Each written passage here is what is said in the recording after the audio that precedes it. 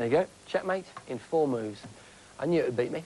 With Kasparov's recent failure to beat computer Deeper Blue, there's a growing feeling that machines are becoming too clever. But how clever will they get? Will the time come when the machines no longer need us to build or supervise their development? One writer who believes that time is running out for the human race is Kevin Warwick. SF Scene went to find out if in the future robots will be the rulers or the ruled. Well, it's very much a Terminator scenario. The computer's deciding, yes, we're going to take over. And why not, really? If they're more intelligent than we are, they may well decide that. Kevin Warwick is a professor of cybernetics at Reading University. He and his students have already developed autonomous robots with the ability to learn. One group, the Seven Dwarfs, can communicate and choose their own leader. Elma the hexapod is their newest creation. Well, Elma's very special. What's interesting about her is she learns how to walk. So when we switch her on, she's not quite sure what to do. She'll fall on her bottom, fall on her face, and after a while she'll learn how to sort her legs out in order to move around without tripping over herself. It's very difficult for us now, or impossible maybe, for us to say, stop.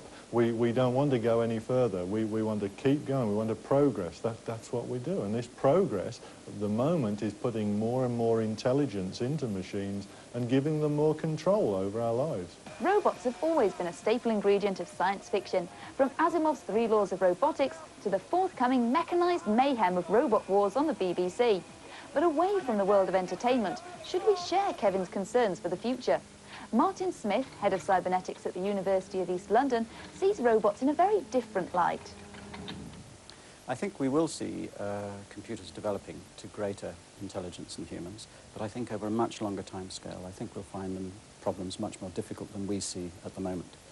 And the technology needs to change. We can't do it on existing technology.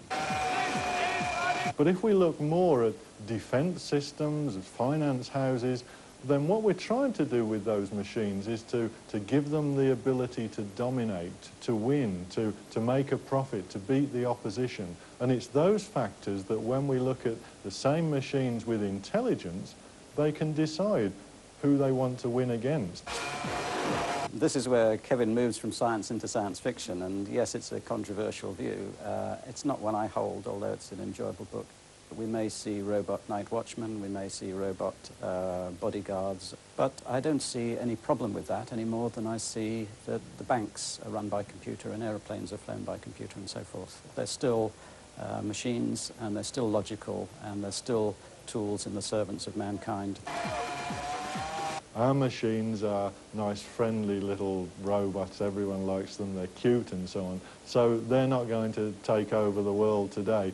But learning, communication, individual behaviours, you put those capabilities into financial machines, into defence systems. For me, it becomes extremely frightening.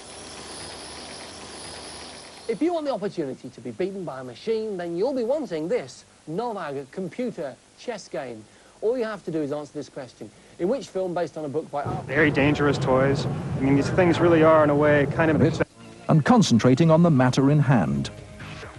The android